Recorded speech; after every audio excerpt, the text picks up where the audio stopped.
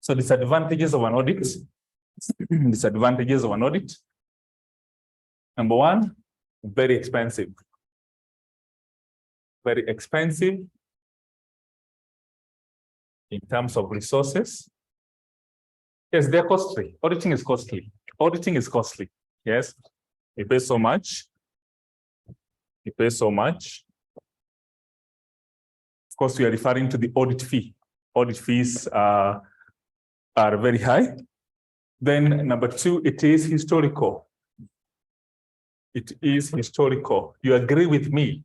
What the auditors are doing in this audit, they're reporting about 2022, something which has already happened. In management, we talk of three types of controls. We talk of feed forward. We talk of concurrent. We talk of feedback. Audit gives feedback. The best controls are the feed forward because you're putting in place controls before execution. The concurrent are also better. In auditing, we can refer to as concurrent controls as the continuous audit or interim audit. That it does not wait until the end of the year. It happens as the books of accounts are being prepared. We have organizations which carry out continuous audit that in external auditor is dominantly present in the client's premises to carry out audit as time goes by. Yes. So this way, you're able to reduce workload come the end of the year. Yes, end of the year, you'll have very little to do because you've done lots of work within the year. Again, it's able to prevent. These two are preventive in nature. They prevent errors, frauds, irregularities. Whereas feedback just reports that in October, a mega fraud happened. In July, there was this fraud. So we highly recommend for these two, though we have what influences on which type of audit to be carried out. So it is historical in nature. Number three,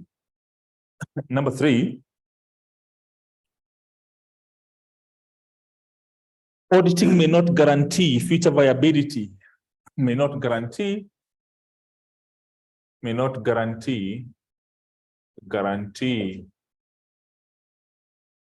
future viability. May not guarantee future viability. What you're saying, even if as an auditor you reported today that the books of accounts of the year 2021 portray a true and fair view, it is not automatic that 2023 will be good. By this we mean, if somebody relied on last year's financial statements, for instance, to invest just because last year we reported huge profits, or to finance this entity just because last year's books of accounts indicate a stable liquidity position, it's not a guarantee that the future will be positive. So that's what we're saying. It is a disadvantage when used by these intended users. Next, so you said guarantee the future. All right, this is a very important point. Audit may not indicate. May not indicate, you have these notes there, may not indicate all aspects of the client. All aspects of the client. What we say here is, how do we report? We report as to whether the books of accounts portray true and fair view. So our concentration, area of concentration is about books of accounts. We are not reporting about integrity of management.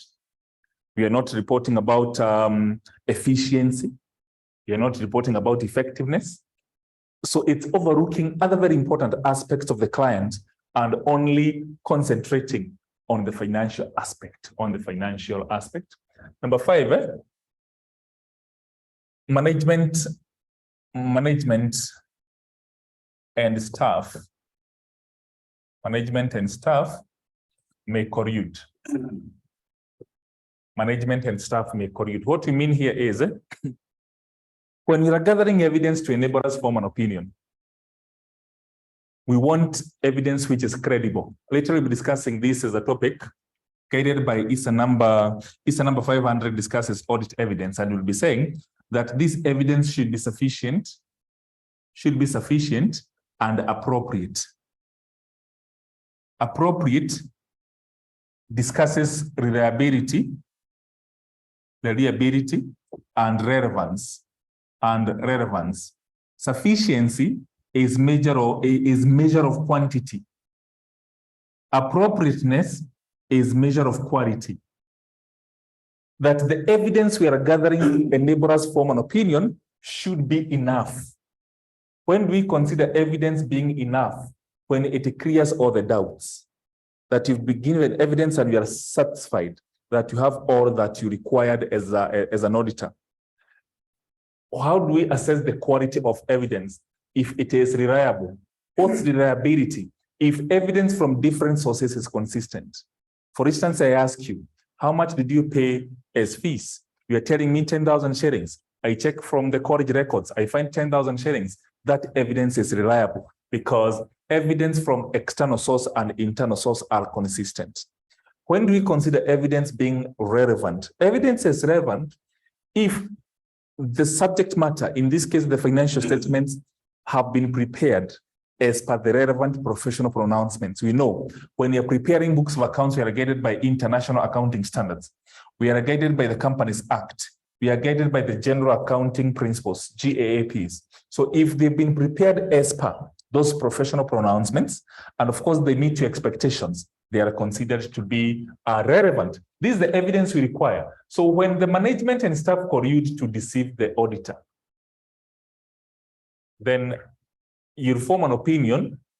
See, from IT, you know about the garbage in, garbage out. Yes. So you not get there. You'll not be able to form the correct opinion about the subject matter. Then lastly, number 6, we've already discussed this. Point number 6, we've already discussed. So it's a matter of reminding existence of inherent limitations. Existence of inherent limitations. Existence of inherent limitations in an audit.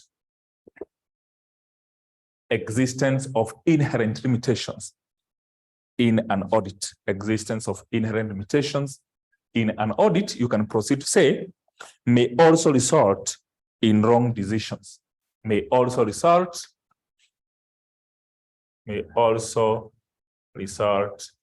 in wrong decisions. Kuna topic number 2 tulisoma. Topic number 2 to introduce as ISA number 100, assurance engagements. Assurance engagements. Kasema, we have 5 elements of assurance engagements: 3-party relationship, subject matter, suitable criteria, assurance evidence, assurance reports. We went further to say that we have 4 levels of assurances. We talked of absolute assurance, reasonable assurance, limited assurance, and no assurance. Yes. We went further to say that auditors are only in a position to give 2 levels of assurances, reasonable and limited. We highlighted 5 reasons why an auditor cannot be able to give an absolute assurance. Those are the points we discussed under inherent limitations in an audit, or inherent limitations of an audit. That's why I've said we've already discussed those points, and they're very important. They're very important. They're very important. They're very important. Yes. Or topic number 2, you've not seen it, eh? All right.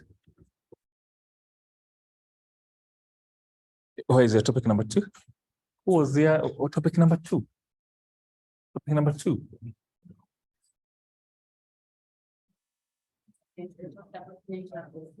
Oh, okay. Okay. Now you see, it's because I'm lecturing in so many other institutions. Sorry for that. Sorry for that. Hey. Yes. Oh, we are still in topic number 1. Where? Oh, so that's why. I like this. I like this. So naona mbali sana. Yes. Naona mbali sana. You need not to worry. You need not to worry. You need not to worry. We'll also get there. So those points, you need now to get them right here. So that when we get topic number 2, assurance and non-assurance engagements, you'll be able to, let me now explain slowly, because they're very critical points, that auditing has evolved over time. Get these points, we'll be writing this later. Auditing has evolved over time.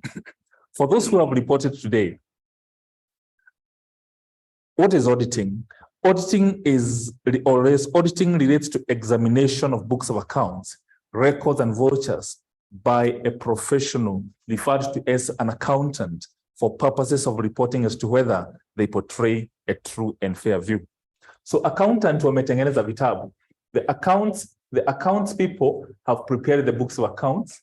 Now they subject them to auditing. They subject them to auditing to achieve 3 objectives. Number 1, for the auditor to be able to enhance the credibility of these financial statements, for the auditor to be able to enhance the confidence of the intended users, and for the auditor to reduce information risk, which is in these financial statements.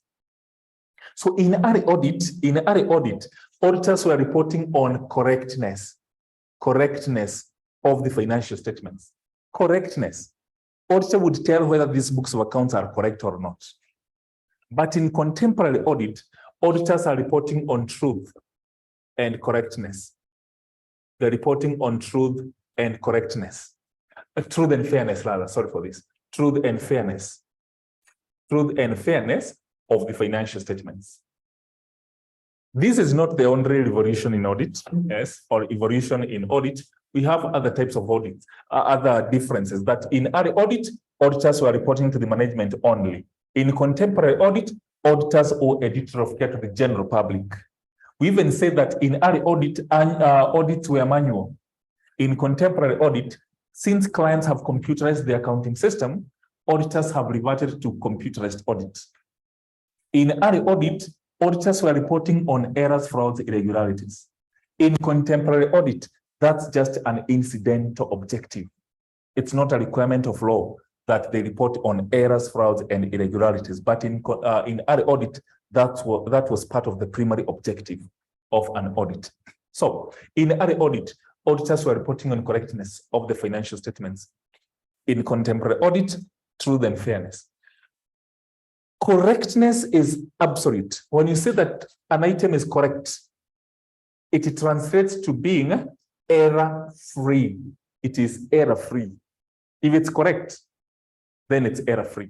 It cannot be anything else. Yes, the correctness and not correct cannot be there at the same time. Yes, ni kama nuru na giza, although kuna jamaa anatuambia kuna nuru gizani. They cannot be there at the same time. It's either nuru or giza. Get that right. Why are we not able to report on correctness as auditors? 5 reasons. Number 1, guided by ISA number 530, selective selection, or even sampling. That auditors do not test everything. They only select a few transactions, test them, and form conclusion about the entire population. You get this right, eh? You have like 1 million transactions. You cannot audit all this because of some reasons, including time constraints, cost constraints. It has got psychological effect, boredom and monotony when you do something for a long time, which affects your efficiency. Yes, so auditors only sample, they don't test everything. As such, we cannot report on correctness. And that inability to report on correctness is what we call inherent limitations in an audit. A question? Yes. You said that human people, they don't report on fraud and such like. Yes. Let me say that an investor, and they have denied in the audit that someone, the company, yes, I can't relate to be true and fair to you. Now, in case I'm going to sue the company, maybe that I can say, but you did the auditor. Is the auditor going to be can I say conspire with the auditor? Is the auditor going to be liable? And at what extent can I, like the person who has relied on the auditor, that auditor, be able to see these auditors? Because it seems that the auditor wamejitoa tu kama hao wakili siku wanajitoa most of the clients. How are we going to get, how has each part of this ISAD and the GA able to control the reporting of the auditor? That's a very good question. That's a very good question. This question has a loss because I've indicated that in our audit, auditors were reporting on errors, frauds, irregularities. So basically, they would check whether the financial statements has got errors, frauds, and irregularities. It was a primary duty. They had to, they were required by law. But in contemporary audit, that's just an incidental objective. It being an incidental objective means it is not a requirement of law that they check on errors, frauds, irregularities. It's not their work. It's not their work. That's the work of management. It is management who should institute very strong internal control systems to prevent, detect, and correct errors, frauds, and irregularities. That notwithstanding, auditors should endeavor to plan their audit in a way that they are likely to detect material misstatements. What do we mean by misstatements? Misstatement, when we say that financial statements are misstated, it means there is presence of errors, frauds, irregularities. So auditors should plan their audit in a way that they are able to detect such errors, such frauds. But if they don't detect them, if they are unable to detect errors, frauds, irregularities, yet they carried out their audit work with due care and diligence, even if you sued them, you are likely not to be successful. You can only be successful if you can prove that auditors were unable to detect those misstatements because of negligence. What is negligence in law? Negligence arises when a person fails to do what a reasonable person should do, or does what a reasonable person should not do. Or else, let me take it again. Negligence arises when a person fails to do what a reasonable person should do, or does what a reasonable person should not do. So if errors and frauds are so evident and they fail to detect, that's negligence. You can sue them. What is the company? That company. Inauzia ingine ilipeana false bank statement to the auditor. Is the auditor likely to tell that was or as the requirement of law, does it require an auditor the company gave the auditor a forged statement, bank statement, whereby the auditor relied on it, on the statement to make that's negligence on the side of the auditor, because there is a letter that an auditor writes to the bank. In a bank standard letter, bank standard letter. It's the auditor who writes to the bank of the client, requiring them to confirm the bank balances and bank statements, sending direct to the auditor. Sending direct to the auditor. But of course, it is always in the letterhead of the client, so that the bank can be able to confirm that the client authorized the auditor to confirm. There is lots of generalizations we'll discuss later. That as an auditor, you need to be skeptical.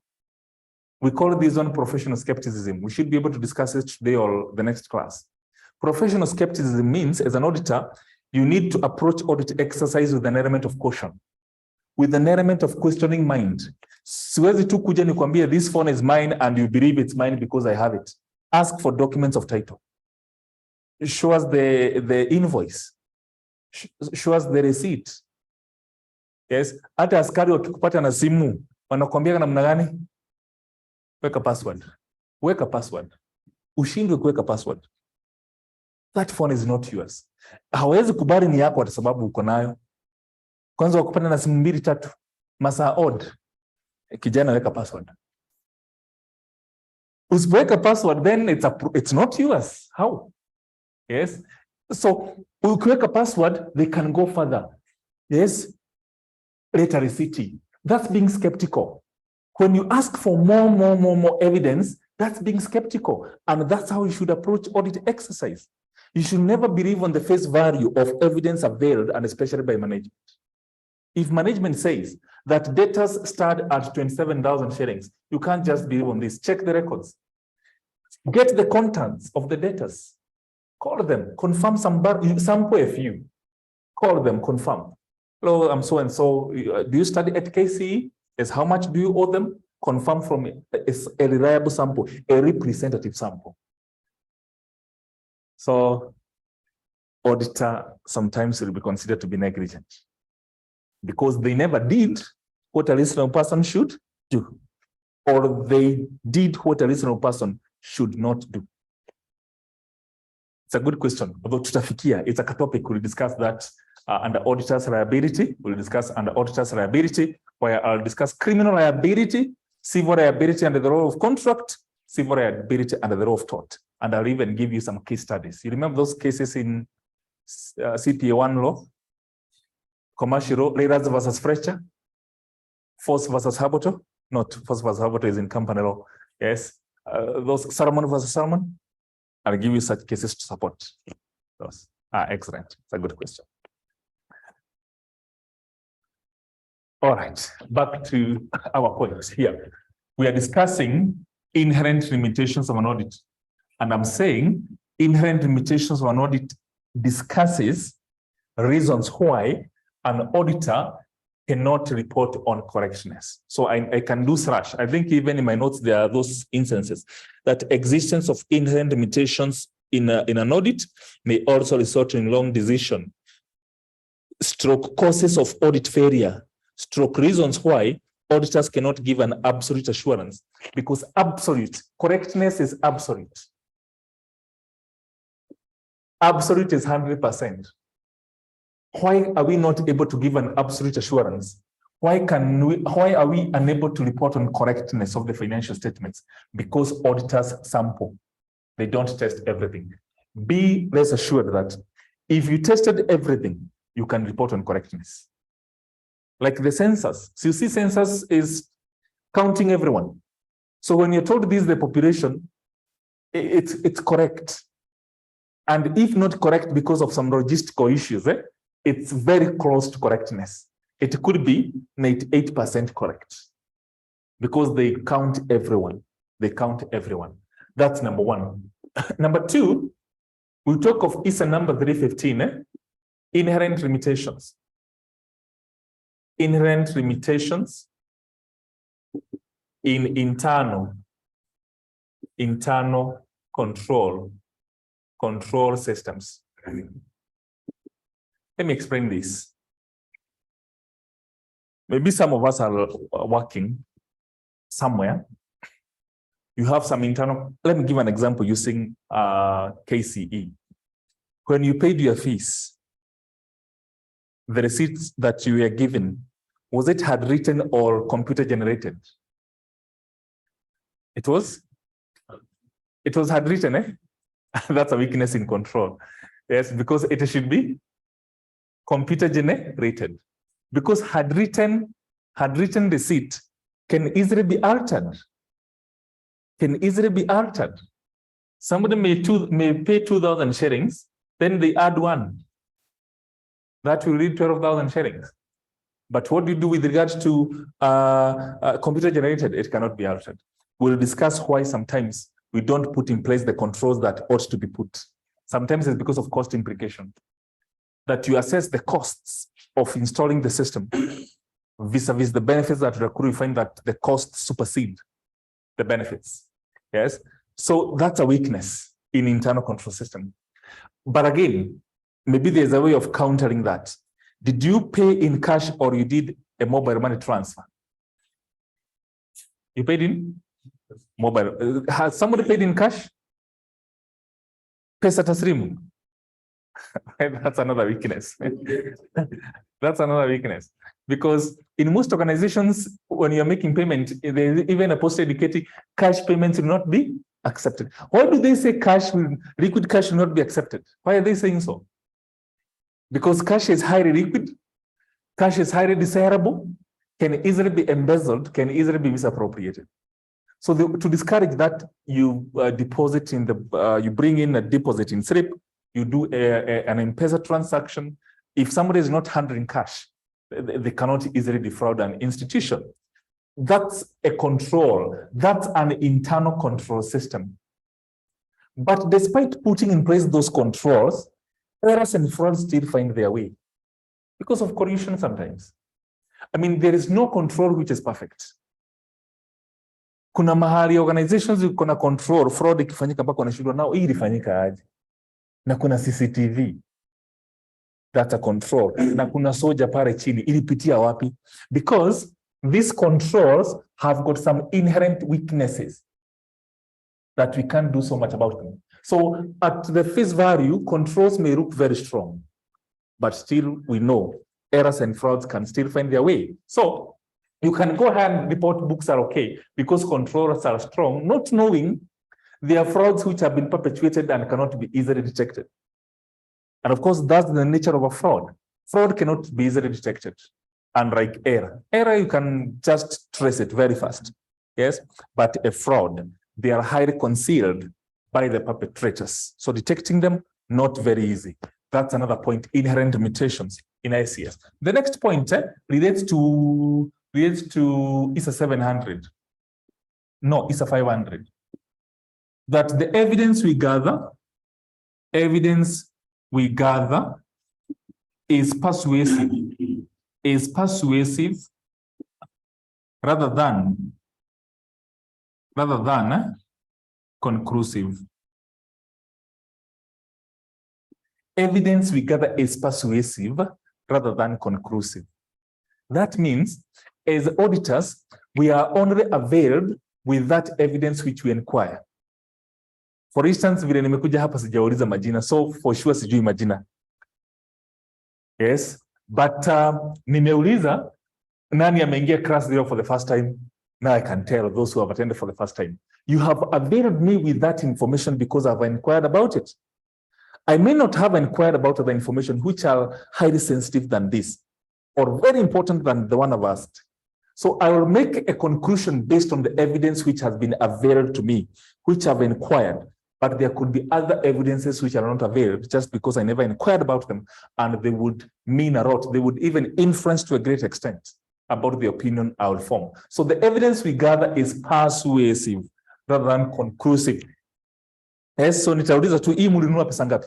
Wapi? Full stop. But I've not asked the procedure of payment. So that is missing because I never inquired about it. So that way, I can't be able to report on correctness because I don't have all evidence. I only have the little which I inquired about. Again, number 4, judgments. Personal judgments, which are likely to be biased. You know, sometimes you're biased subconsciously without knowing. You become biased. Yes? Kama tukiwa hapa wote tumesimama, naweza kuambia uchague viti 5, 5 armrest chairs. Utakuta umechagua viti kadhaa na ukiangalia utarealize ulikuwa biased without knowing. Yes? Kuna mtu atakuwa inclined to choosing those which look a bit new. Yes? Mwingine atachagua zenye zinakaa mzee for some reasons unknowingly. Yes? Judgment and making conclusions based on these judgments which are likely to be biased. Then number 5, guided by ISA number 810, characteristics. Characteristics of subject matter.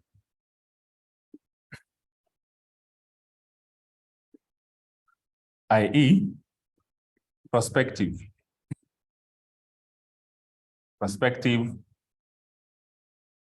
financial information, into brackets, PFI review. Prospective financial information, stroke, PFI review.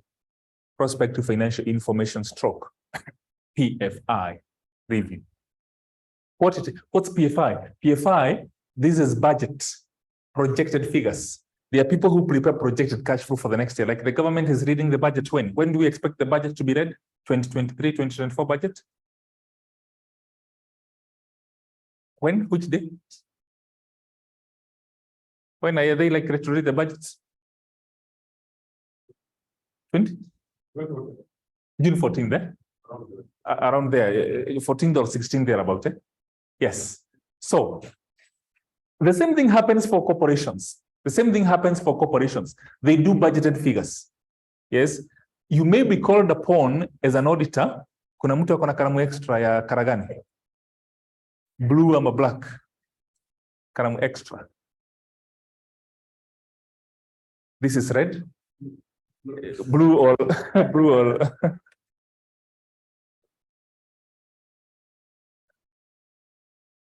yes.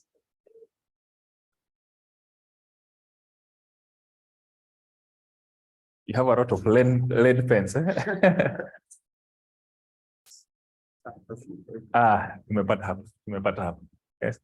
Remember to invoice her. Yes. Yes. Do an invoice. Yes.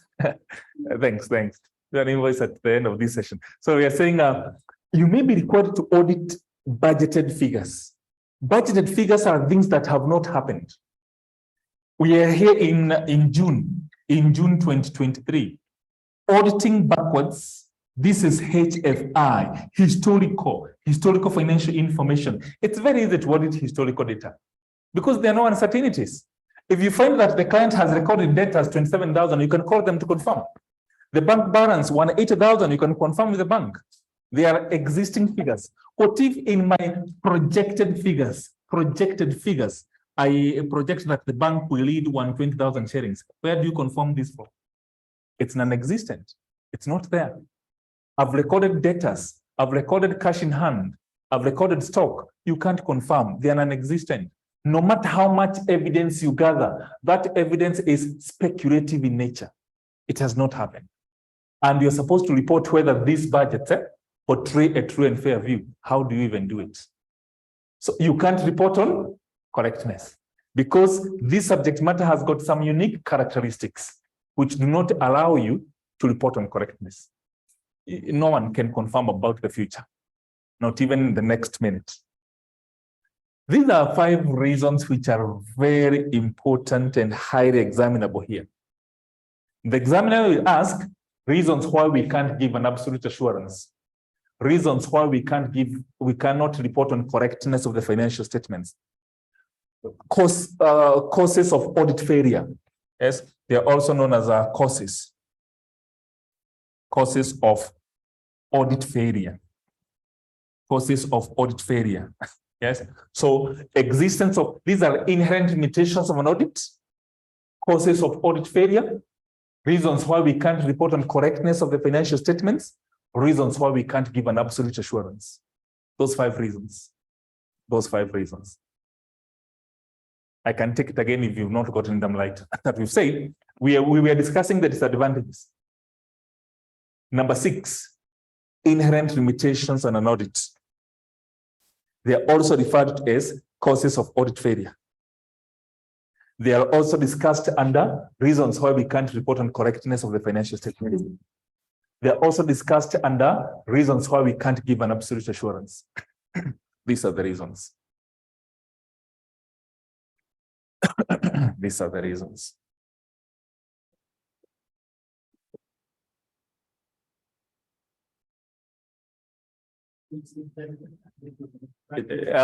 Judgment which is likely to be biased. Kwa notes, let me see. Judgment. Where is this? Use of judgment in gathering and evaluating business information and forming conclusion based on that evidence. So use of judgment in gathering and evaluating evidence and forming conclusion based on that evidence. So we may gather evidence which is biased. Then it means your conclusion will be biased because of garbage in, garbage out. If it's biased, the conclusions will be biased as well. Will be biased as well.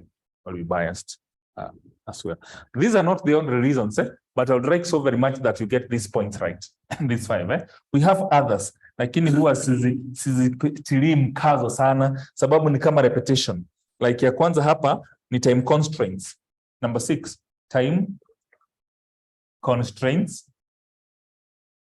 Number 7, cost constraints. Let me check. Yes, cost constraints. Cost constraints. And number 8, lack of cooperation from the management. Lack of cooperation from the management. Do you know why I'm saying it's like repetition? Why do we sample? We sample because of time constraints. We sample because of cost constraints. So I find sometimes it's a repetition, in other words. Yes, although this one can be discussed as a separate point. Lack of cooperation with the management or hostility. Hostility on the part of management. Hostility on the part of management.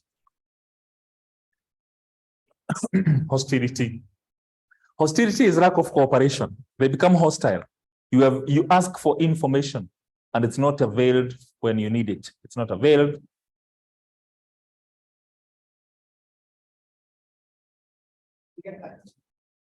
Who is Rost?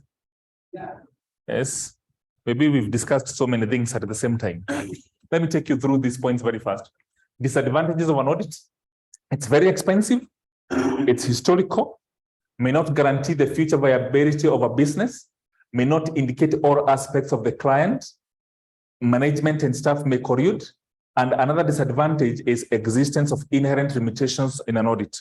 Now, under inherent limitations in an audit, which we still refer to as causes of audit failure, and sometimes refer to as reasons why we can't report on correctness of the financial statements, or reasons why we can't give an absolute assurance. Absolute assurance is about correctness, because correctness is 100%. Indicating financial statements are correct, it means that they are error-free. That's not possible to report. We are not able to report on correctness because of sampling, because of inherent limitations in ICS, because the evidence we gather is persuasive rather than conclusive, because of the personal judgment and biasness when gathering evidence, and because of the characteristics of the subject matter. And in this case, we are referring to reporting on budgets and projections, or forecasts and projections. We have two types of budgeted figures. We can talk of forecasts and projections. Forecast and projections. Forecasts cover 1 year. Projections cover a period in excess of 1 year. So to prepare forecast is very easy. You can forecast about tomorrow and next week because you use best estimates. You can easily project about next week than projecting about 2030 because environment is so dynamic, things change so often, they may change. But this one, you can even say after we leave here at 6, you'll be home by 7:30. You can estimate because it's so near. So we are using best estimates to do forecasts. But projection, we use hypothetical information.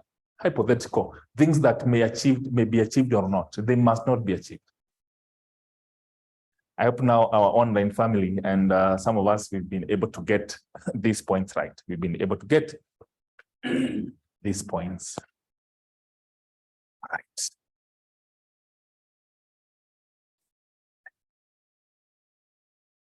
A question.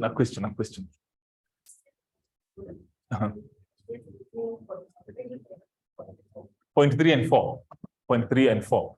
All right. It is about gathering evidence that we are availed with evidence that we only inquire about, which might not be all the evidences. Yes, because unless we inquire, I believe you know the difference between inquiring and inquiring. When you came at KC for the first time, what did you do at the reception? Did you inquire or inquire? You inquired, yes, because inquiry is investigative in nature. So here you are only availed with the evidence which you inquire about. That's what we mean by evidence we gather is persuasive rather than conclusive. Then point number 4, leave alone gathering evidence, which is persuasive and not conclusive. Yourself, you make lots of judgments. You make lots of judgments which are likely to be biased away from sampling or away from gathering evidence. When you are performing audit, you may choose to test this and not that. And by so doing, you could be biased subconsciously without knowing. And it may have some effect because maybe the evidence you're looking for is there and not here. So our personal judgments are likely to be biased, and so the conclusions we make will be biased as well. These decisions could be financial or non-financial as far as auditing is concerned. That's the difference between the two. That's the difference between the two.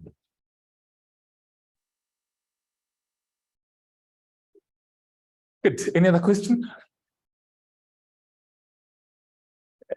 Tukue kwamba tunauliza maswali kabisa to make sure. I believe now it's sorted. Those who were not able to see what we were covering. Hii imetatuliwa and that's fine. So I'm checking what we should cover next. Tuko na syllabus. Are you able to cover to check through the syllabus contents? Well, ni muhimu, unajua what is there. Unajua what is there. I want to check right after this. Although it will reach a point, although niko na syllabus ya all the courses. So I always scroll to find to. So you may find that I will not follow this arrangement of the syllabus because we want to achieve two things. We want to clear the syllabus and we want to ensure that you pass. Clearing the syllabus and passing is a must. So those two objectives, which do we put first in the list? Yes? Passing. Of course, both of them I've mentioned they are in the priority list. But since they cannot be number one at the same time, if we are to arrange them, number 1 and 2, which is number 1? Yes? is number 1. So hili umefungua roho yako vizuri umeongea. Yes? I know that could be different. It could be different. But what I'm saying, we must clear the syllabus and we must pass. But I think in the priority list of most of us is passing, and clearing syllabus is a must. So what I'm saying is I must not follow this order because sometimes I'm able to assess and check what's likely to be tested. So I'm likely to teach that which I suspect is likely to be tested before others, so that you have time to internalize. Yes. Kuna topic unaweza funzwa a week to exam one hiyo huwezi shika. It's so complicated. It required that it be covered early enough so that you practice. Mpaka kwa revision unasema swali hiki kuja sifanyi. Ushajipata kusema hivi. Ushakata hii sisomi. Ikikuja sifanyi nitangangana na hizi. You would not like to be in such a situation. All right.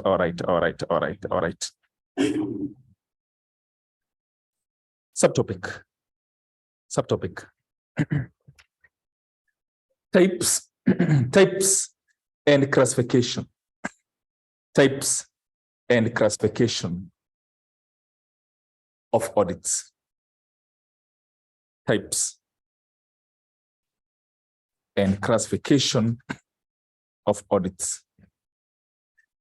Types and classification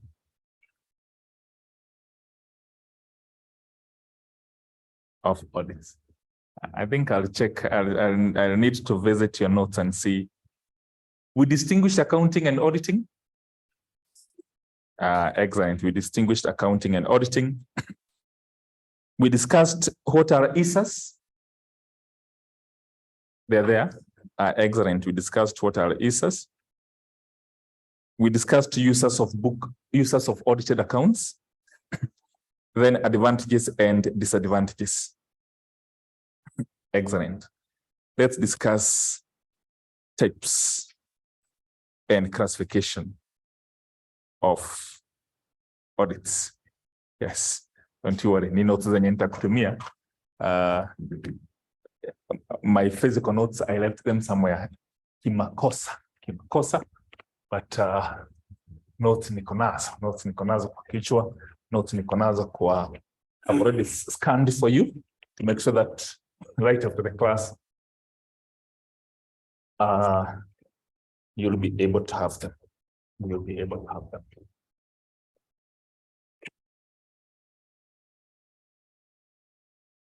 So we have so many types of audits. We have an interim audit, final audit, continuous audit. Hizo nimetaja leo. Yes, about interim, continuous, and final audit. Remember I discussing feed forward, concurrent, and feedback? Yes, those are the types of audits that I mentioned. We even have a private audit. We have statutory audit. We have internal audit. We have external audit. We have procedural audit, management audit, value for money audit. We have balance sheet audit.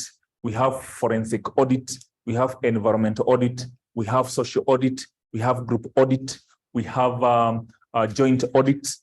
We even have branch audits. Umeshika gani? Branch audit. Joint audit. Interim audit. Muda anasema yake haraka mwingine aseme. Si kweli? Interim audit. Continuous audit. Statutory. Procedural. Environmental. Yes. Annual audit. That's final audit. Final audit. External. Forensic audit. Excellent. They're together. Now, what I want us to do is discuss different clusters of this, because we discuss with regards to timing of audit. With regards to timing of audit, we have continuous, interim, and final.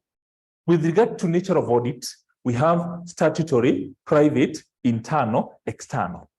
So we discuss them in those clusters. Then I explain what they are. We will not write a lot of notes.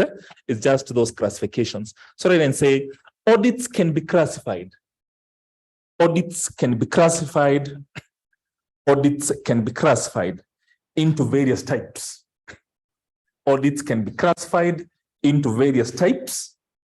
Audits can be classified into various types depending on nature of work, depending on nature of work, depending on nature of work performed, nature of work performed, nature of work performed, comma, types of auditors involved, types of auditors involved, types of auditors involved, comma, timing of audit work, timing of audit work, timing of audit work, comma, approach taken by auditors, approach taken by auditors, approach taken by auditors, and societal needs, and societal needs, and societal needs, and societal needs. All right, we start in number one, classification according to nature of work. Number one, classification according to nature of work. Classification according to nature of work. Classification according to nature of work. Classification according to nature of work. Right, and say this classification is mainly concerned. This classification is mainly concerned with legality, mainly concerned with legality, mainly concerned with legality, mainly concerned with legality, and parties involved, and parties involved in the function, and parties involved in the function, parties involved in the function, parties involved in the function. First up, it includes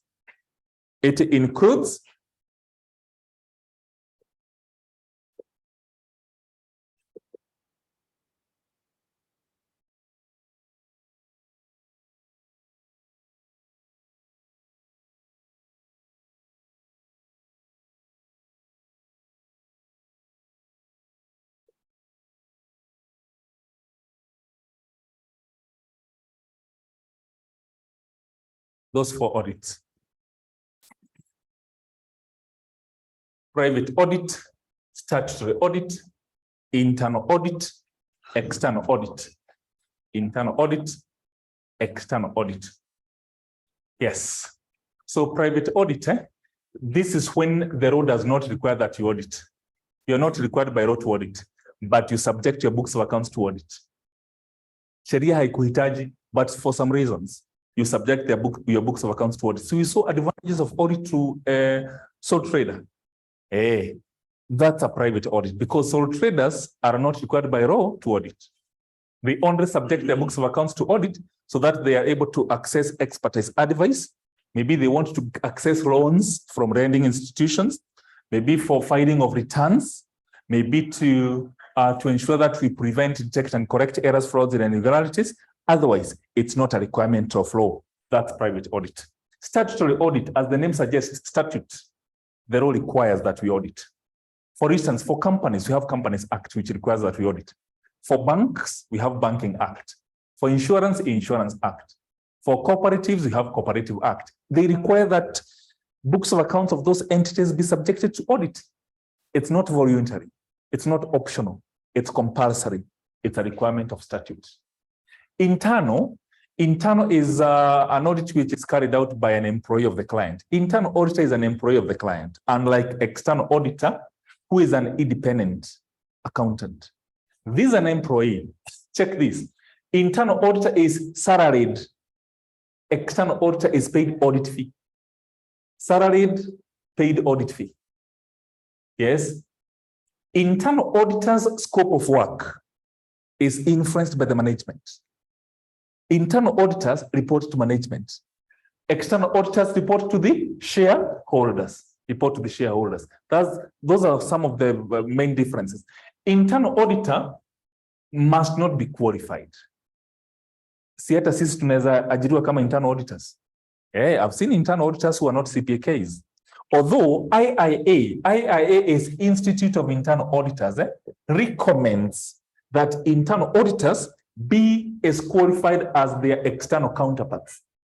But there's no restriction that those who are not CPAKs may not be recruited as internal auditors. They are recruited all over. So those are major differences between these two types of audits. An employee is an external professional qualified. This is a qualified accountant. This is only competent accountant.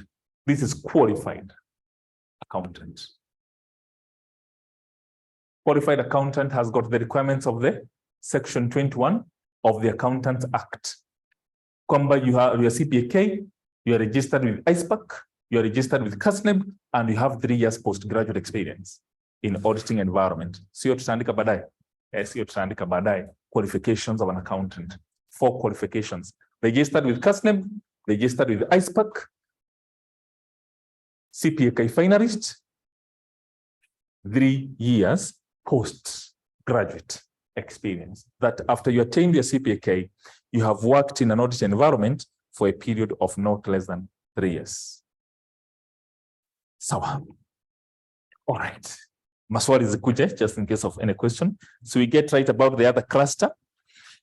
Number 2, classification according to timing. Classification according to timing.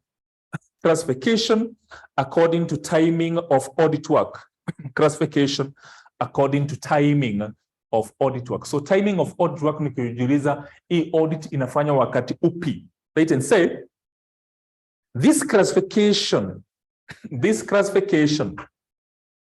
relates to the period. This classification relates to the period within which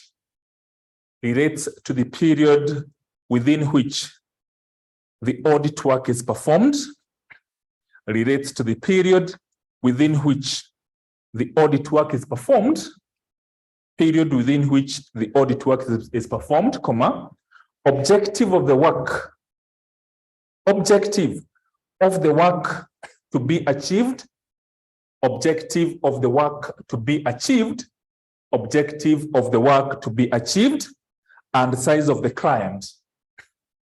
Objective of the work to be achieved and size of the client. objective of the work to be achieved, and size of the client. Full stop. It includes, so number 2, we are discussing timing. Hii tulisha discuss kwa mapana na marefu. Includes A, continuous audit. Continuous audit. B, interim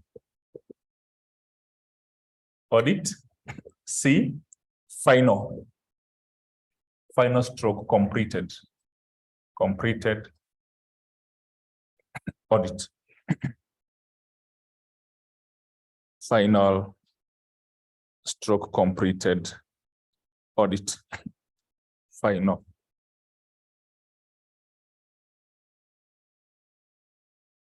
Stroke completed.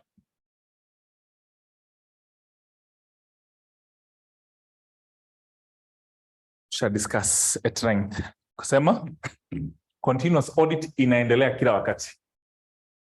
What influences here ni size of the client. If the client has got voluminous transactions, you can't risk to wait until the end.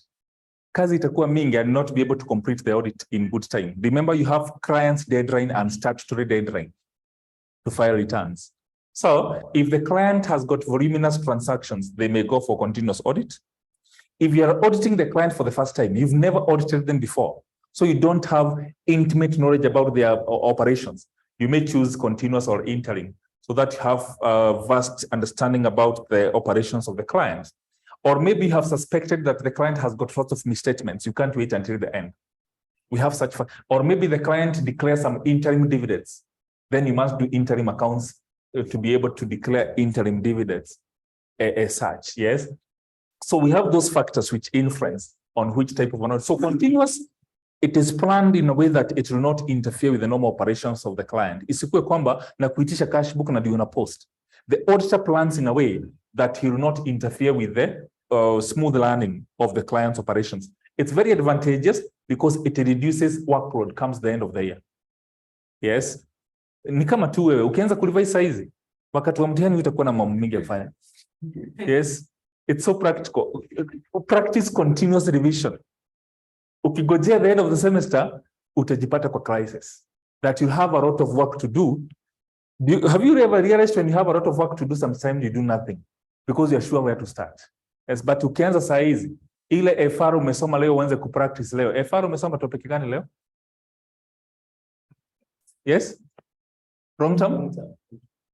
Contracts, IAS number 11. Yes, long-term contracts. Hakikisha leo before ulale urudie swali. Usifanye swali mpya. Utakuwa frustrated. Sababu hujashika rudia tu hiyo. Continuous. Yes. Pia before hata ulale soma hizi tu usisome classification zote uweze shika zote at the same time. Soma continuous. Come the end of the semester you'll have very little. Yes. It's very practical. So interim ni katikati ya mwaka, final completed. Final na completed zinafanya mwisho wa mwaka, lakini ziko na tofauti kidogo. Final ni ile unangojea mwisho wa mwaka to audit. We do that for some clients who are not very big. Ni clients wadogo, transactions kidogo. Completed ni inafanya mwisho wa mwaka, lakini ulikuwa ushafanya continuous. So, lakini si mwisho wa mwaka lazima ufanye. Ushafanya interim, lakini mwisho wa mwaka lazima ufanye. Yes. Shida ya hizi mbili ni the books of accounts that you've already audited are likely to be interfered with by the client staff. Sababu ukiaudit interim katikati ya mwaka utaenda urudi mwisho wa mwaka na mwisho wa mwaka utaanzia hapa ulifikisha kuendelea. So these ones are likely to be interfered with. The ones that you've already audited. If they're interfered with, then you'll not be aware of that because you cannot redo. Wezi ukarudia hapa. Hiyo story inanikumbushaga siku moja back in 2006 there's a college I was lecturing and I was their part-time accountant because though it was a bit busy, but I would manage. My timetable was not very tight. So when I'm not in the office, a secretary was correcting for me some the fees. It's a school, so was correcting fees for me. In 06, did we even have M-Pesa?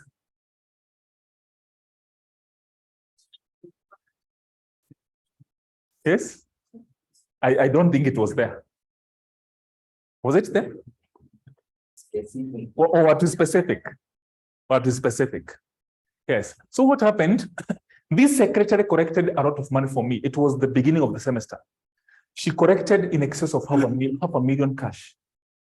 So after I was available past 5, so she had to give me this cash.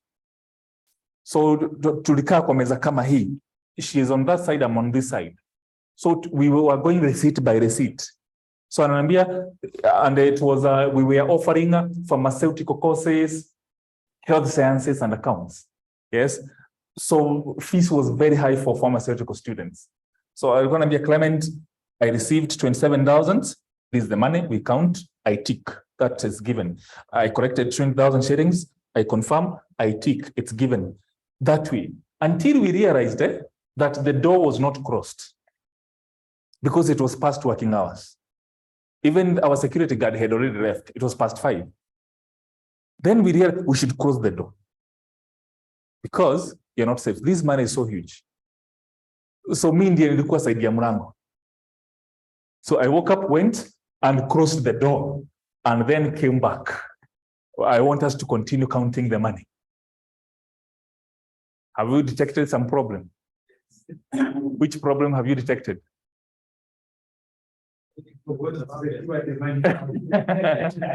I forgot to secure the money first, which we had already confirmed.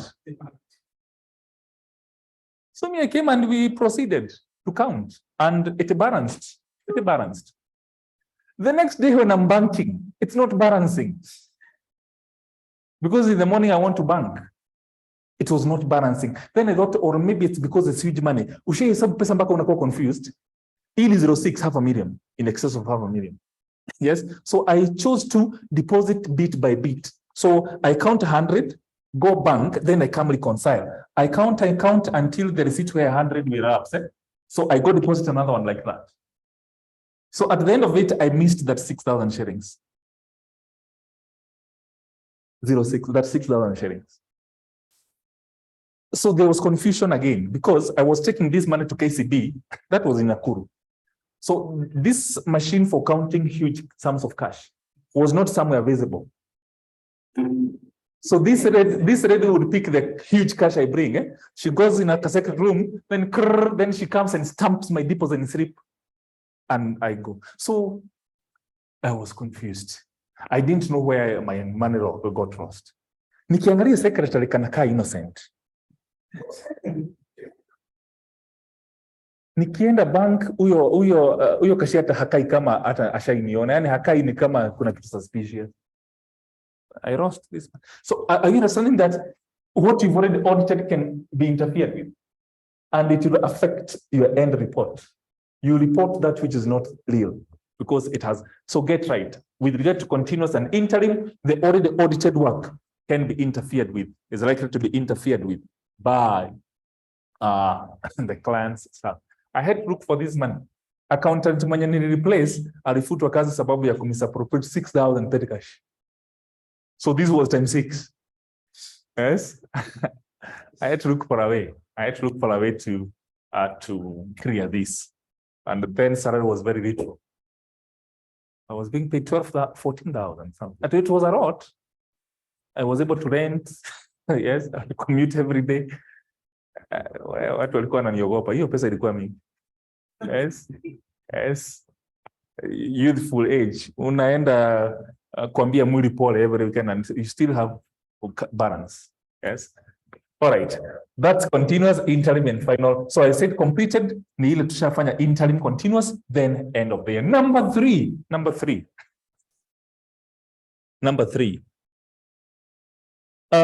Classification according to approach taken. Classification according to approach taken. Classification according to approach taken. Classification according to approach taken. Classification according to approach taken. So that's number 3. We're discussing about the approach taken. Right, and say this classification constitutes partial audits. Constitutes partial audits constitutes partial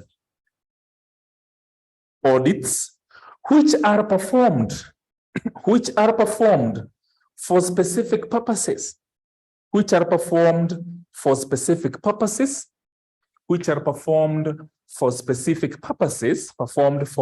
specific purposes, as per the needs of the client's entity, as per the needs of the client's entity, as per the needs of the client's entity, and includes as per the needs of the client's entity, and includes as per the needs of the client's entity, and includes ziko kadhaa.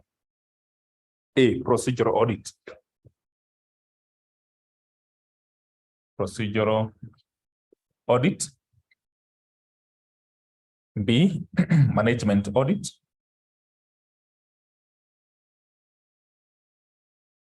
C, balance sheet audit. Balance sheet audit. D, operational stroke value for money. Value for money audit. E, compliance audit.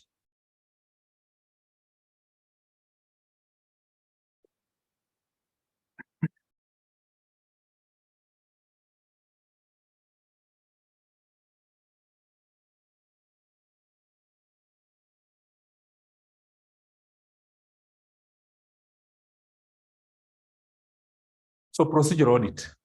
See, procedural audit ni procedures. Procedures in internal control systems. When we'll be defining internal control systems, we'll say that internal control systems are policies and procedures put in place by management for purposes of achieving management objectives. Procedure. Yes. Then we have these procedures we put in place on how to execute a transaction, how to execute an activity. See, tunaweka a procedure. For instance, in the recipe, you know these recipes, recipe on how to prepare something. Recipe on how to prepare something. What does it give us? It gives the procedure on how to prepare an item. Yes. How do you prepare fish fingers, for instance? Yes. So you can even Google in a couple of steps. Yes. For information, I'm more a caterer than an accountant. Yes, my first course was food and beverage production at Machakos Technical. Then it was technical, not a university. So that's why I did my catering first. I've lectured catering for 7 years at NYS school here. Yes. It's only yesterday I was taking lunch at is it Meridian Hotel? Imejificha pale kona Moi Avenue. Yes. Hey. So saa ile so it was barbecue. So nikijipanga pale nikasikia nimeambiwa mwalimu. Hey, kaangalia jamaa. Vile nilimwangalia kajua simkumbuka, akaniambia kama hunikumbuki faini ya 2000. Yesterday. Yes. Kumsoma hapa nikaona Nicholas, restaurant manager. Yes, kama huyu lazima ninifunze management. Ulinifunza NYS 209. I'm now the manager here. Yes. That feeling, bana. Appetite multiplied. Yes. Yes. To see that whom I taught actually is very tall, and yes, it feels good. Like the way I feel good when I meet you in CBK, Central Bank of Kenya. You are the governor, you are the deputy governor. I find you as the county accountant. I don't know how it feels. Yes. I don't know how it feels. It feels so good. All right. Oh, in the procedure. Nimekumbuka juu nilikuwa nauliza saa zingine, what the procedure of preparing chapati? Kuna jamani niliuliza hiyo swali hiyo NYS. Akanipea procedure, alifika mahali akaanza kufanya hivyo. Yes. Kumbe ni maneno imekataa ni gani sasa? Yes. Yes. Yes. The procedure of preparing chapati. All right. Management audit. Management audit, somewhere we say that a disadvantage that audit do not look into all aspects of management. Now this is where we look at those aspects of management. We look at the integrity of management, qualifications of management, and so on. Balance sheet audit. Balance sheet has got 3 components: assets, liability, capital. That's what we audit. It's a very sensitive type of audit because you assume that all the reg accounts to balance are correct because balance sheet records balances carried down, just like the true balance. And to get balance carried down, so many transactions have happened. For instance, if it's a debtors account, you have the opening balance, you have credit sales, you have bank, you have cash, you have returns inwards, you have bad debt, you have interest charged to debtors, then you have balance carried down. This is the balance in the B sheet. You're assuming that all this is correct. So we perform balance sheet audit in exceptional circumstances. Number 1, if the client's internal control systems are very strong, in a way that you are sure, you are like 100% sure they prevent errors, frauds, irregularities. You don't expect any errors. If any, so very minimal. So B sheet audit when errors are very minimal. Number 2, when you have intimate knowledge about the client's operations, you understand the clients. You cannot perform balance sheet audit and you're auditing this client for the first time. You must have audited them before several times that you understand their operations so well. Yes.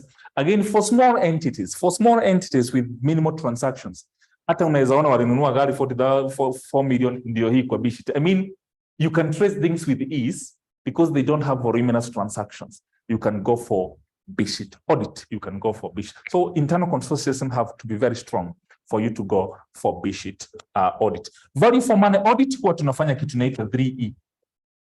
3 E's. We test on economy, efficiency, and effectiveness. Economy, efficiency, and effectiveness of the client's operations. As in audit tunasoma kwa public sector audit. You know, public sector audits, public sectors are not for profit making. They are there to offer services to the citizenry. Yes. So you cannot assess their performance on profitability. We always check, are they economical in their procurements? Are they effective? Are they efficient? Then you advise them on how to improve on those 3 areas. Compliance audit, we check on the adherence. If you're auditing KCE, lazima uangalie wamekuwa approved na TVET, wamekuwa improved ni TVET ndio hii yetu hapa. Yes, lazima uangalie kama wamechukua license ya Sakaja. Yes, sababu lazima wawe na trading license. Lazima uangalie kama wako na license ya fire. Kitu gani ingine? That's compliance audit. Which organizations do you consider highly regulated? At license zinajaga kwa ukuta vile ni mingi. Sijui license ya NEMA, license ya nani. Which are the examples of entities you can consider highly regulated, required to have lots of licenses? Medical facilities, zinaweza kuwa ziko na mingi. Which other additional licenses do they take, for instance? Lakini hata super unaenda unakuta wameweka vitu mingi pale, sijui kuna picha chairman ya Ruto na saa ma license mingi sana hapo. Mpaka za NEMA, za handling of waste products and so on. Yes, you are checking whether they are compliant. Compliance is very important. Have you seen some entities closing down because of non-compliance? Yes, it's that serious. Actually, you have serious organizations, apart from having accounts department, internal audit department, they have compliance departments. To make compliance, reviewing of compliance a day-to-day basis. That's it. Airlines, I'm being told by Abel Mood, since a very complicated name, that airlines are highly regulated. I believe they have all these regulations. Why am I calling them partial audits? Because what's auditing? Auditing relates to independent examination of books of accounts, records, and vouchers. But that is not what is happening here. So these do not qualify to be complete audits. They're just partial. This is looking into ICS, looking into management, looking into assets, liabilities, capital, looking into 3Es, looking into compliance. They're not complete audits. They are partial, looking into specific. That's why we call them partial audits. Partial audit. Classification number 4. Classification. Number 4. Classification according to organizational structures. Classification according to organizational structures. Classification according to organizational structures. Right, and say this classification relates to the way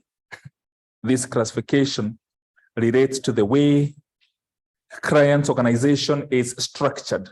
Relates to the way client's organization is structured. Relates to the way client's organization is structured. Relates to the way client's organization is structured. E.g., in terms of geographical dispersion, in terms of geographical dispersion, in terms of geographical dispersion, or in terms of distribution, or in terms of distribution of components, in terms of geographical dispersion, or in terms of distribution of components, in terms of distribution of components, in terms of distribution of components, full stop, includes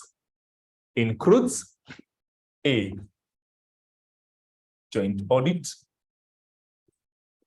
B, group accounts audit,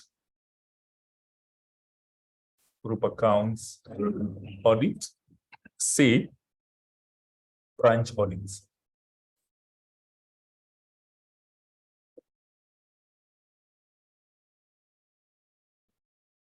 Joint audit is when we engage more than one auditor to audit you. More than one auditor or more than one auditing firm. Uko na auditor huyu, uko na auditor yule, na ni wewe tu ukiwa peke yako na audit. Sometimes you do that when you want to meet some deadline. Kazi ni mingi. Unaona auditor mmoja nikimpea hii kazi, it will take forever. So you engage more than one auditor. That's joint audit. Group audit, in financial reporting, we'll discuss group components. That we may have company A investing in company B, B investing in C. Kuna mtu hapa ashafanya IFR ama ndio wote tunafanya IFR? Kuna mtu ashamaliza? Tuko na wao. Yes. Group structures, parent, subsidiary, subsidiary. That when as a person I'm investing in Safaricom, we may have a variety investing in Safaricom. Safaricom investing in Uchumi. This is a group structure. So they are separate legal entities. You remember Solomon versus Solomon? They are separate legal entities. They are supposed to audit their books of accounts independently. But again, they are required by International Accounting Standard number 25, International Accounting Standard number 27, IAS number 28 and 31, or even IFRS number 3, that they prepare group accounts. Then we audit the group. So let's take equity group accounts. Those group accounts are audited by a group auditor or GEP, group engagement partner. Yes. Now, group is so huge. Actually, it's one of the examples where joint audit is performed, especially if you engage different auditors to audit every component. That's joint audit. Because again, in the eyes of law, this group is one component. It's one component. So group audit is when we are auditing group components and forming an opinion about the group performance. Branch audits. Yes, hizo kwenda Naivas kando kando, kwenda ku-audit, Naivas kando kando, kwenda ku-audit, holding and subsidiary. We have owner, huyu nitamsoma owner juu ni hivyo simu yake inasoma. Yes, owner anasema kuna holding na subsidiary. So nikisema parent, subsidiary, this parent, subsidiary, or holding company and subsidiary. See that's the naming, eh? Yes, it could be a holding company or a parent company. These are subsidiary, these are sub-subsidiary, and so on. We could be having associates, joint ventures, and those other components. That's what we refer to as group audits. Branch audit, we are auditing branches which could be geographically dispersed. A question? Between? Joint and branch. Joint and branch. Oh, joint, Joint, what you're supposed to get right is it's the definition. Is engaging more than one auditor to audit one client. For instance, huyu ni KCE. Si deadline ya kufile returns at the corporates ni June 30th. Tuone fees, easy transactions ni mingi sana. Let's engage this auditor and this auditor and this auditor. Engaging more than one auditor or more than one auditing firm, that's joint audit. But branch audit is when we have KCE here, we have KCE in Nakuru, KCE in Kisii, KCE in Mombasa. So we engage it could be different auditors in those branches, or just one auditor visiting all those branches. That's branch audits. Yes. For us to prepare a common report, kuna topic mulikuta imetolewa kwa syllabus, maybe tulikuwa tunaifanya kwa financial accounting kwa KATC2, ilikuwa inaitwa departmental accounts. Si hata branch accounts mnafanya kwa ifara. Kuna branch accounts, autonomous and autonomous, foreign have been moved to section 6 maybe, I guess, something of that nature. Kila branch, you treat every branch as a profit center and cost center. So they prepare their books of accounts. Then we consolidate to prepare for Naivas, how is Naivas performing. But every branch has got their books of accounts. But it depends on the policies of an organization. There are some organizations who do not do branch accounts. So if they're not doing branch accounts, then you can't do branch audits. Unless other types of audits which are non-financial. Because you could audit their stocks, could audit a human resource at branch level. That's branch audit. You get that right there? Excellent. Number 10.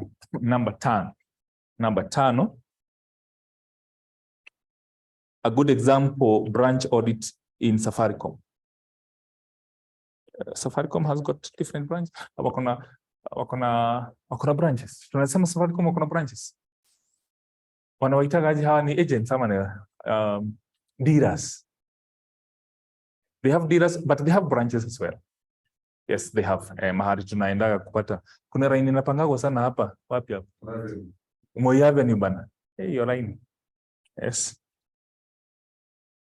All right. Next, classification according to strategy. Classification according to strategy to be adopted. Classification according to strategy. Classification according to strategy to be adopted. Classification according to strategy to be adopted. Hii audit ni muhimu sana. Hii audit, hii strategy, hii ni muhimu sana. I'm not saying the others are not important, but this one is very important. Right, and say introduce. This classification is mainly concerned. This classification is mainly concerned. This classification is mainly concerned with the approach. Concerned with the approach that the auditor may take. Approach that the auditor may take. Approach that the auditor may take, depending on client's system, depending on the client system, depending on the client's system, in terms of strength. Yes, depending on client's system, in terms of strength, weaknesses and risks. In terms of strength, weaknesses and risks. In terms of strength, weaknesses and risks. Hiyo ni kumaanisha, so unakumbuka nikiambiwa she paid in cash, nikakwambia that's a weakness in ICS. Yes, mwingine akasema alipoa had written receipts, that's a weakness. But if you told me the receipt was computer generated, that's a strength. Yes, that we all of us did depositing the bank or mobile money transfer, that's a strength. Yes, if you told me that we're entering the college, you did biometric. Yes, croaking, that's a strength. When you tell me that nobody checked you, that's a weakness. And weaknesses have risks. That if you're not checked, we could be having ghost students. You could be having ghost workers, such things. So weaknesses have got risks. Later we'll be discussing management rata, which is rata of internal weaknesses. Full stop. Includes A, watching, stroke substantive audit. Substantive audit. B, risk-based audit.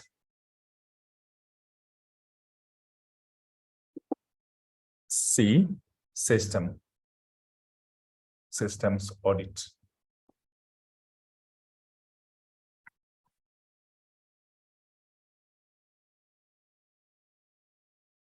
Voting stroke substantive audit. B, risk-based audit. C, systems audit. Now, vouching audit, what's a voucher? Najua voucher tunasema ni ile tunatumia kulipia nayo. It's a voucher. But in audit generally we say that a voucher is a document evidencing a transaction. A voucher is a document evidencing a transaction. So invoice is a voucher, debit note is a voucher, credit note, delivery note. Logbook is a voucher. Logbook is a voucher. Title deed is a voucher. All those are vouchers because they evidence a transaction. So a voucher is a document evidencing a transaction. When we go for vouching audit ni kutest kila kitu. So unakumbuka inherent limitations of an audit. Point number 1 was selective testing. Vouching audit, it's testing everything because you suspect internal control systems are very weak. There is likelihood of so many errors, so many frauds. You test everything. That's vouching audit. The opposite of vouching audit is system-based audit. When you assess internal control systems to be strong, you place reliance on the client's systems. You place reliance. Unaziamini basi. Kwa sababu ziko strong, unaziamini, and you go for systems audit. What about risk-based audit? This is very wide. Allow me to be shallow as much as possible because later we'll be discussing risks as a topic. What is a risk? Holding all the factors constant. Si risk ni ile unaambiwa aje unafanya units ngapi? 6. Miezi 2, 6. Si ni risk sana. What are they telling you?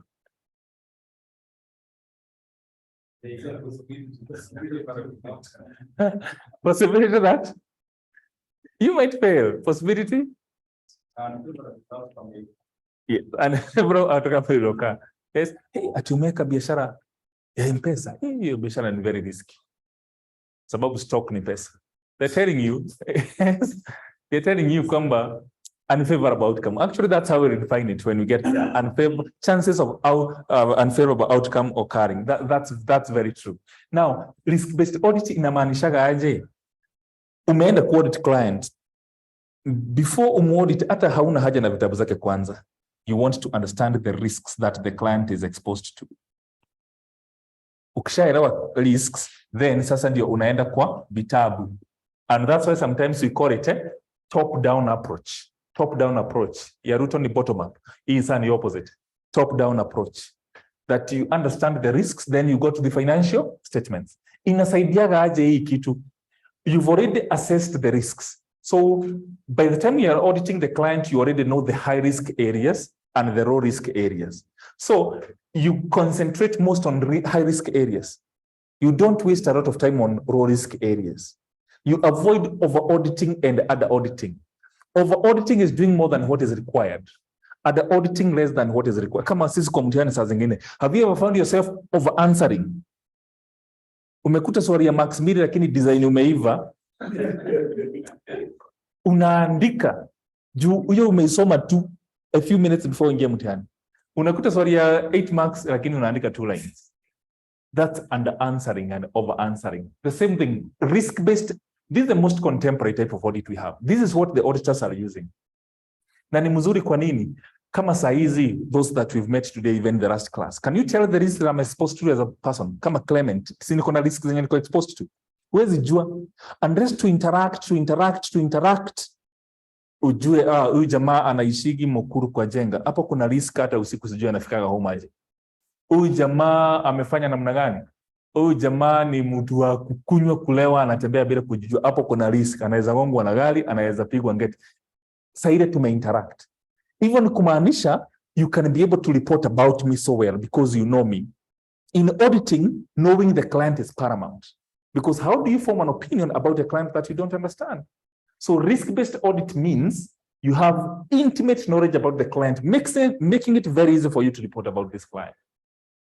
Don't you worry. Hizo points zote tutaziandika. Na ni muhimu sana. This one. Very important. Very, very, very important. Very, very, very important. Yes, naendaga nikisoma vile wanasema ndio tusiovaruka kitu.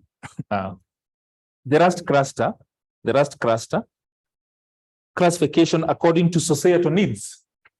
Classification according to societal needs. classification according to societal needs, classification according to societal needs, right? And say this group consists of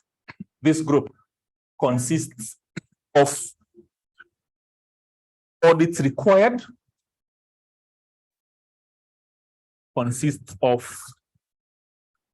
required, to satisfy aspects. This group consists of audits required to satisfy aspects of social responsibility. Aspects of social responsibility. Satisfy aspects of social responsibility. Full stop. Includes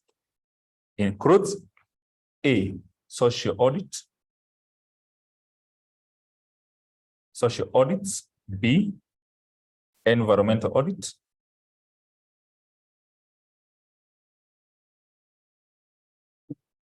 And C, forensic.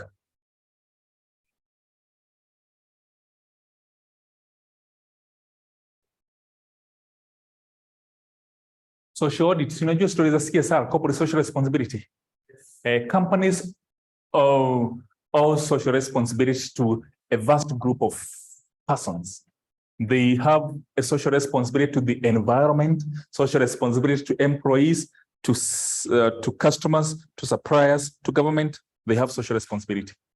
So you understand this, social responsibility of customers ni kuwapea goods that are not expired, availing all the information about the products, the right measures and quantities. Kama ni 1 kg, inakuwa ni 1 kg. Yes. Siku hizi economy mahali imefika, unaweza jua kitu haijafika kilo. Si ni kweli? Yes. Hata mkate unaweza jua haijafikisha slices. Si kuhesabu, lakini utaona umekula imefika hapa, kwani zilikuwa ngapi? Yes. They owe a social responsibility to us, the right measures and the right quantities. Yes, that's social responsibility. How do we audit this? Kuna kampuni zingine, apart from having their core values, objectives, and mission and vision in place, they have social responsibility statements. So unaweza compare what they're doing and what the social responsibility statement says. If they don't have any, you can generally check what they're doing. Colleges naonanga tukienda children's home, tunawasaidia, tunawapelekea mankuli, tunawaoshea manguo, tunafanya nini? It happens. Yes. So you can check that, sababu hata kwa accounts utaona kuna pesa zilitolewa zikaenda certain children's home. That's social responsibility. Environmental audit, which is a bit complicated for us. We check on compliance of an entity to environmental rules and regulations. Pure compliance. And the other aspects that we may look into is what the client is doing to be proactive, to prevent pollution, be it air pollution, noise pollution, water pollution, and so on. That's what we check under environmental audit. So it's more or less not financial, so it has got 4 financial aspects we look into. Hii sasa unaweza miss. Hizi mbili hatutasoma. They're not part of our syllabus. But I'll try to define them at some point. Sababu kwa mtihani utakuta umeulizwa tu define environmental audits 2 marks. Hizi ni topics za section 6, lakini hii ni topic yetu mzima hapa, forensic audit. Forensic audit is investigative in nature. It is investigative. What triggers forensic audit? Forensic audit is triggered by suspicion of fraud. If you suspect that a fraud has been perpetuated, you are supposed to carry out forensic audit to achieve 3 objectives. You want to identify the perpetrators, you want to quantify the loss suffered, you want to ascertain for how long this fraud has been perpetuated. 3 objectives. Identify the perpetrators. Ni nani hawa walifanya hii fraud? Number 2, quantify the loss suffered. How much was lost as a result? And number 3, for how long has this fraud been perpetuated? For how long has this fraud been perpetuated? Yes, tukienda kwa hiyo topic. Last time nilikwambia there's some wanaita UTG. Yes, University of the Gambia. As I mentioned to you last time, University of Gambia has engaged me to train their staff on forensic audit. They are here in Kenya for 2 weeks. So last week I've been having them. Next week I'm having them, training them on forensic audit. 2 cool weeks. Yes. So sasa tukifika, yes. Yes, in Gambia. So I wish we would have covered this. Yes. So what I'm saying is tukifika kwa hiyo topic sasa, I'll have lots of notes that I've not used before because I've done lots of research. Ndio nipate ya kufunza 2 weeks. 2 weeks sio kidogo. Yes. I feel good being trusted by such a huge institution. So hata sisi tukienda pale tutaifanya vizuri, tutaelewa vizuri what it entails. So we've said it is triggered by suspicion of fraud. Kama kuna fraud, nataka kujua ni nani, pesa ngapi walichukua na walifanya hii fraud kwa muda gani. Walifanya hii fraud kwa muda gani. These are the types of audits. So utakuta hii hatuna notes, hii hatuna notes. Tena hata utakuta notes nitatuma hii haiko. Sababu ni topic kivyake. Hizi zingine zote. Sasa hii nayo hatusomagi hapa kabisa. Hii ni ya section 6 advanced. Hata hii ni advanced. Usiconfuse hii star. Hii ilikuwa kumaanisha it's very important. So all these notes na kutumia saa hii hadi hapo na hizi. Although pia hizi unaweza kukuta ni sharu kidogo because there's somewhere I even have a handout on its own on this. Naongezaga nafanya watching risk-based system and balance sheet audit na iwekaga hapo. Complete notes with all those. Then nazo hizi hutazipata kwa notes. So usione kama nimetuma half notes. Hizi haziko kwa notes. All right. Kuna group iko kwa WhatsApp ya shule. Najua kuna watu hawayuko, si ni kweli? Yes. Luckily enough nimefanywa admin. Sasa last time sili deliver vile tuliagana. Wenye walikuwa hii class walienda tu wakanitumia message imeandikwa AA evening full stop, usiandike kitu kingine. Ukifanya AA evening nitakutumia notes. Alafu saa hizi juu nishafanywa admin nitakutumia hadi link ya kujoin your WhatsApp group ndio in future tusikue na hassle. Nikituma tu kwa group everybody accesses. Si ni kweli? So wewe tu uandike AA evening. I'll share the notes. Leo naweza delay kidogo. Nikiingia hapa nimekuta wenye nimekuwa na wa section 6 wamenitumia notes evening. Sasa najua ni but before I sleep lazima upate hizo notes. Nitarara aje kama sijakutumia sasa. Nitaambia watu aje. Kwa nini sijakutumia hizo notes? Yes. The past class.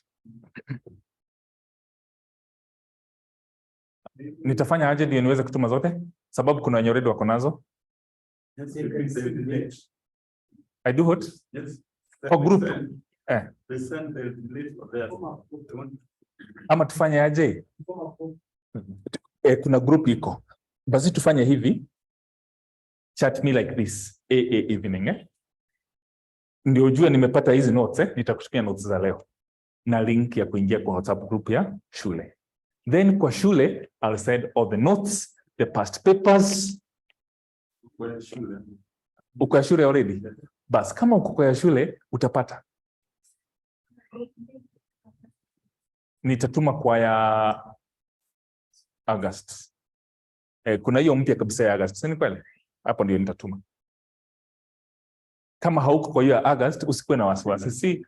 Si utaangalia imewekwa August juu groups hizi ni mingi, sometimes they confuse us. Usikuwe na wasiwasi. Si namba nilikuwa nimepeana 0701977780. Just in case unajua unaweza jipata ati Clement alisema alituma kwa group na sioni. Si unaweza niambia unasema sioni hiyo group. I can always send you a link ya kuingia kwa hiyo group. Clement Kenodia, yes, Kenodia. Na kama last time huwa naambia mtu kama hauko sure hiyo ndio namba yangu, you can try do an M-Pesa to confirm the names. Yes, ndio uko sure ni hiyo. Yes, then so the notes natuma immediately. Abdallah, it's here 0701 yes, ndio hiyo imetumwa hapo na ona. Hapo imetuma. It's good that we are in a school group, school WhatsApp, official WhatsApp group for even other official communications.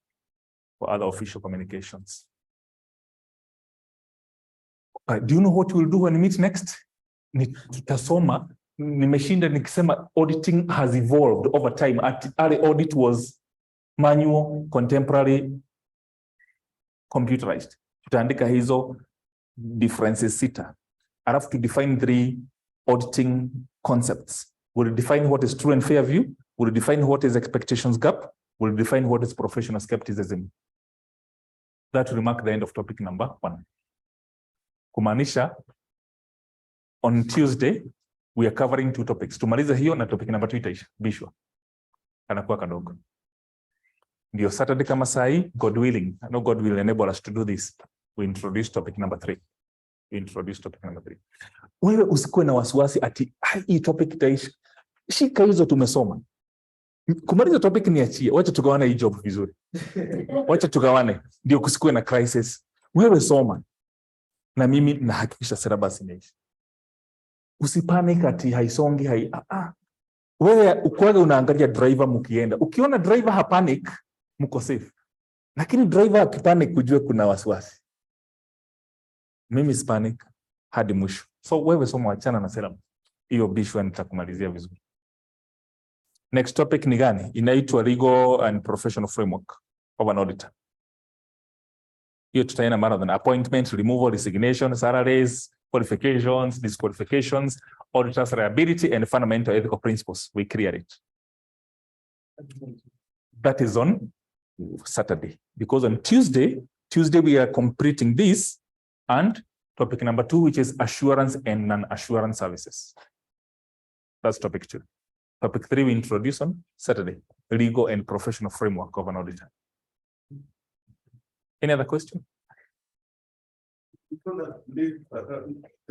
10 pages. Topic number 1. The portion you missed. I'll also send.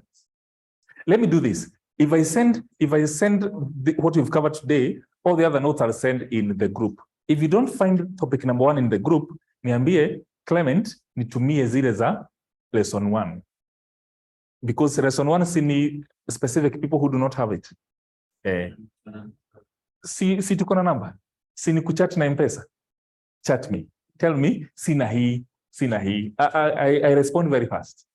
Mpaka inaonekana kama niko tu hapo kwa simu hivi. Ni kuhakikisha kwamba I don't like postponing. Procrastination. You postpone something, trouble inaanza kuingia. So be sure you have all the notes. And to make sure this happens, I'll send in the group. So if you don't get them in the group, chat me privately. I'll just avail.